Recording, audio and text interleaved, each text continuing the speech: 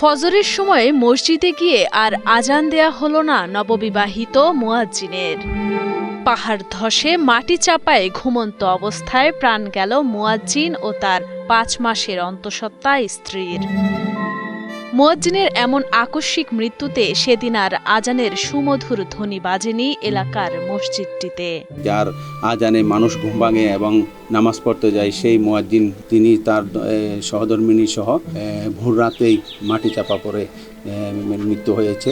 ওনার দাদি বলতেছে, ভাই ভাই ভাই দরজাটা খোল, আমার নাতিকে খুঁজে পাচ্ছি না, আমার নাতি বউকে খুঁজে পাচ্ছি না। কি হয়েছে কিচ্ছু বলে না, পাগলের মতো হয়ে গেছে। পাহাড় এসে ওদের ঠিক বুকের মধ্যে মাটি চাপা হয়ে গেছে।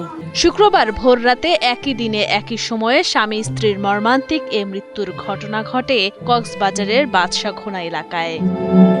তাদের এমন মৃত্যুতে পরিবার ও এলাকা জুড়ে এখন শোকের মাতম। বাচ্চার বিবাহ হয়েছে জানুয়ারির ৫ তারিখে, ওর বাচ্চা স্ত্রী থেকে গর্ভবতী হয়েছে ৫ মাস। জানা যায় কক্সবাজার শহরের বাদশাঘোনা এলাকার বাদশাঘোনা শাহ ওমর জামে মসজিদে ৫ বছর ধরে মুয়াজ্জিন হিসেবে দায়িত্ব পালন করছিলেন আনোয়ার হোসেন। মাত্র ৬ মাস আগে তিনি বিয়ে করেন নাইখংছড়ি উপজেলার মাইমুনা আক্তারকে। প্রতিদিনের মতো বৃহস্পতিবার রাতে তিনি ও তার স্ত্রী নিজেদের শয়নকক্ষে ঘুমিয়ে পড়েন। সেদিন মধ্যরাত থেকে শুরু হয় থেমে থেমে মাঝারি ও ভারী বৃষ্টিপাত।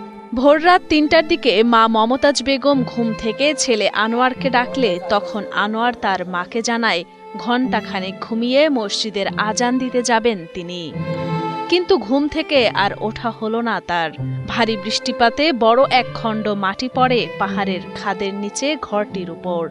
স্বামী স্ত্রী দুজনেই মাটি চাপা পড়ে। বাচ্চার মা ডাকানোর পরে বাচ্চা উঠে মার সাথে কথা বলছিল। মার সাথে কথা বলার পরে বাচ্চা বলতেছে, আমি এখানে কিছু হবে না, আমি এখানে শুই গেলাম। মা শোয়ার পরে বলতেছে, মা বলতেছে আমি নামাজে পরে যাব। আমি আরেকটু শুই গেছে, যাওয়ার পরে আধা ঘন্টা পরে নাকি এখানে পাহাড় এসে পড়ে গেছে, মা জানে না। মানে দরজাটা বন্ধ, মাটি ভরানো, বাচ্চারা কোথাও পাচ্ছে না, মাটির ভিতরে ওরা ছিল, স্ত্রী সহ একসাথে মারা গেছে। পরবর্তীতে মায়ের সোর চিৎকারে স্থানীয়রা এগিয়ে এসে মাটি চাপা অবস্থায় ২ জনকে উদ্ধার করে কক্সবাজার সদর হাসপাতালে নিয়ে গেলে কর্তব্যরত চিকিৎসক তাদের মৃত ঘোষণা করেন। নিকট একটা আওয়াজ, তখন শাসি আসিয়া আমাদের দরজাগুলো ধাক্কা দিয়ে ডাক দিছে। তখন আমরা দূরে গিয়ে দেখতে পাচ্ছি ওটা মাটির তলে। ২০ মিনিট ২৫ মিনিট পর উদ্ধার করে তাদেরকে হাসপাতালে পাঠাইছে। পাড়ার এখানে এলাকার যারা লোকজন আছে কাউকে ডেকে আনছি, এভাবে ডেকে আমরা ওদেরকে উদ্ধার করছি। উদ্ধার করার পরে সদর হাসপাতালে নিয়ে গেছি। বর্ষা মৌসুমে পাহাড় ধসের আশঙ্কায় ঝুঁকিপূর্ণ বসবাসকারীদের মাইকিং করে প্রশাসন বারবার সতর্ক করলেও কর্ণপাত না করায় এ ঘটনা ঘটেছে বলে মন্তব্য করেন কক্সবাজার পৌরসভার ৯ নং ওয়ার্ড কাউন্সিলর হেলাল উদ্দিন। যারা পাহাড়ের চূড়ায় বসবাস করে তাদেরকে আমরা সতর্ক করার পরও কিন্তু তারা ঝুঁকিতে বসবাস করতে তারা প্রস্তুত রয়েছে, কিন্তু তারপরও নিরাপদ স্থানে চলে যাওয়ার জন্য তারা কর্ণপাত করে না।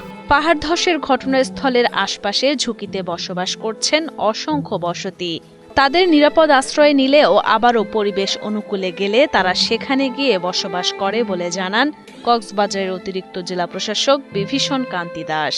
আমরা প্রতি বছরের চেষ্টা করি, এখনও চেষ্টা করে যাচ্ছে আমাদের, তারা যাতে অবশ্যই নিরাপদ আশ্রয়ে চলে আসে, কিন্তু পরিবেশ যখন অনুকূলে যায় তারা আবার সেখানে আশ্রয় গঠন করে, তাদের অনেকেই বসতভিটাও রয়েছে। কক্সবাজার জেলা সদর হাসপাতাল মর্গে রাখা হয়েছে ২ জনের মরদেহ।